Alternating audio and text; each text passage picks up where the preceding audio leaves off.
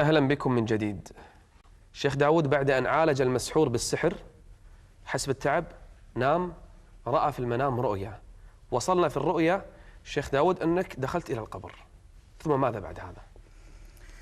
دخلت إلى القبر فشعرت أني صحيت وأنا في المنام، بس يعني أني صحيت في هذا القبر وأن أنا في مكان مظلم فيه الوحشة والضيق والظلمة. فكنت أتأمل لعلي أرى شيء أمامي أستأنس به، ما أرى أي شيء، الدنيا كلها أسود ظلام.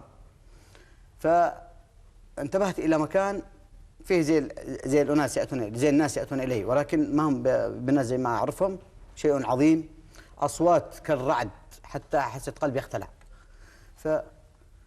فخفت فجاءوا إلي، ثم أمر أن أصلي، أمروني أن أصلي. طبعا نحن اختصرنا الموضوع، أمر بي أن أصلي، فطلبت منهم المكان الذي أصلي فيه، فين أصلي، والأول مرة يطلب مني هذا، ما صليت لله سبحانه وتعالى أبدا. فأمر بي في مكان يعني لو وضعت فيه حديد لانتهى.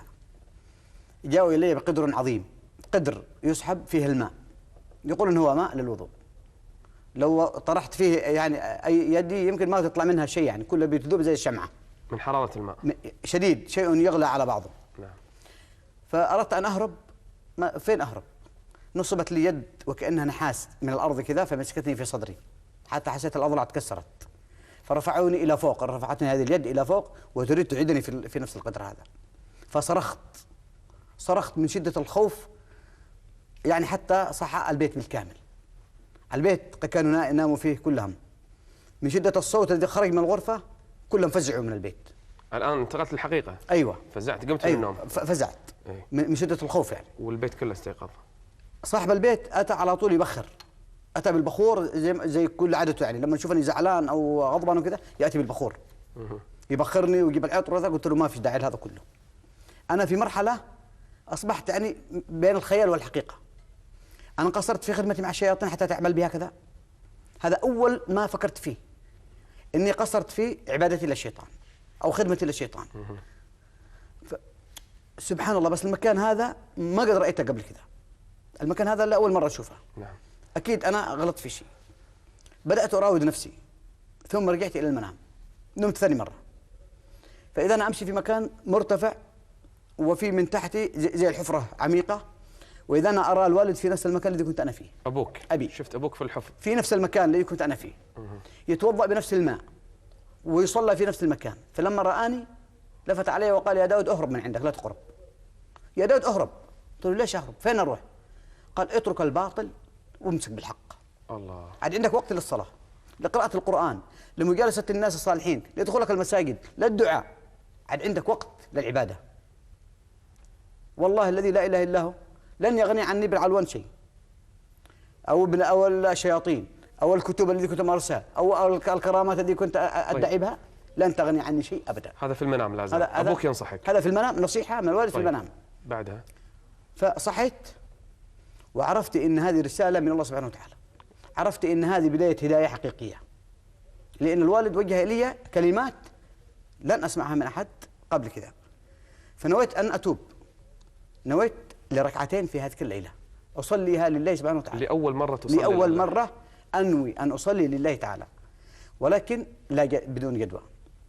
سلبت مني القوة، ما استطعت أقوم من الفراش، وكأنني طين، كأنني طينة، ما أشعر بعظام، ما أشعر بقوة.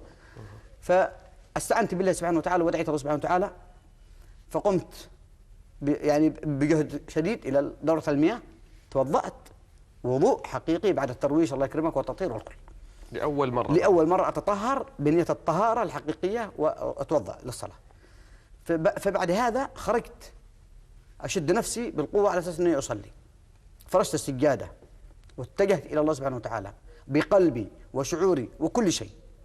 طيب، كانت أول صلاة في حياتك؟ أول سجود لله سبحانه وتعالى، أول نية.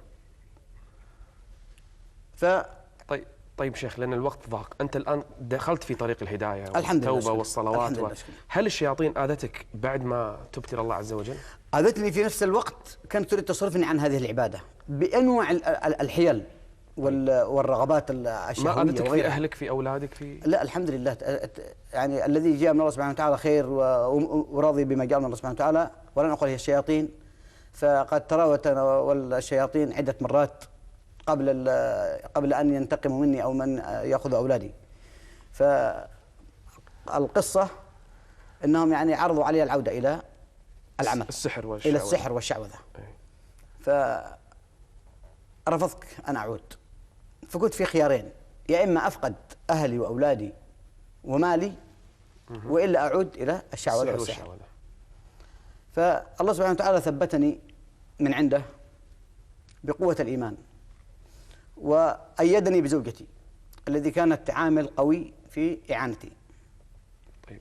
فالحمد لله انتصرت وجاهدت نفسي أولا قبل كل شيء. ثم حصل بلاء، فأخذوا الأولاد. كيف أخذ الأولاد؟ يعني نفس التهديد الذي هددوني به نفذ. حصل شيء الأولاد؟ هو الولد الكبير كان عمره 9 سنوات الذي هو ضياء الدين، وعمار عمره 6 سنوات. يعني أخذوا في لحظة واحدة.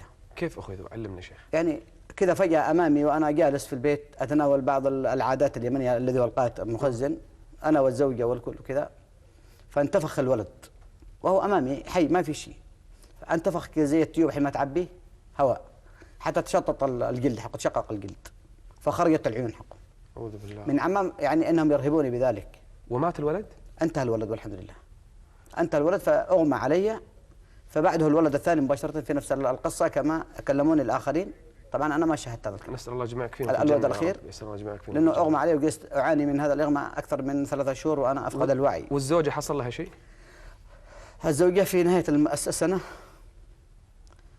جاءت لها نفس القصة، وهي كانت حبلى قريبة في أيام الولاد. ف يعني اختفى الجني من بطنها، وأسعفتها إلى الحديدة، ثم قالوا ما فيها شيء، ورديتها إلى بعض القراء يقرأ عليها، فتكلم الشيطان منها وقال أنا أكلت الجني ولن أتركها حتى أكل كبدها وكبد داود. المهم شايفنا الكل. وقضي على ولكنها طلعت الآن وقالت لا تصدق، لا تخف، لن يعملوا شيء، سيعوضك الله خيرا مني.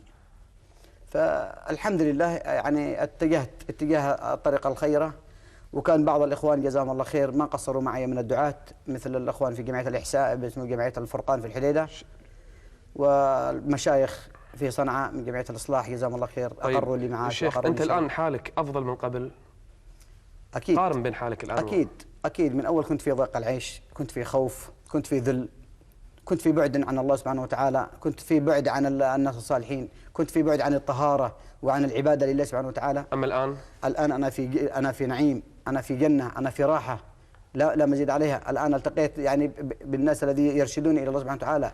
الآن أصبحوا أحبابي هم أحباب الله، أحباب الرحمن. نسأل الله وأعدائي هم أعداء الله سبحانه وتعالى. نسأل الله أن يثبتك على هذا الطريق وهذا الحق. طبعا موت أولادك ولا زوجتك أمام عينيك هذا قد يكون ابتلاء من الله عز وجل. الحمد لله وشكر الله. وحسب الناس يتركوا أن يقولوا آمنا وهم لا يفتنون. هذه فتنة، ويبتلى المرء على قدر دينه. أسأل الله عز وجل أن يثبتك على الحق. إخواني وأخواتي، طبعا الوقت كنا نتمنى أن نأخذ الوقت كله معاك، لكن هذه الحلقة كانت في الحقيقة رسالة إلى كل ساحر وساحرة أن يتقوا الله جل وعلا.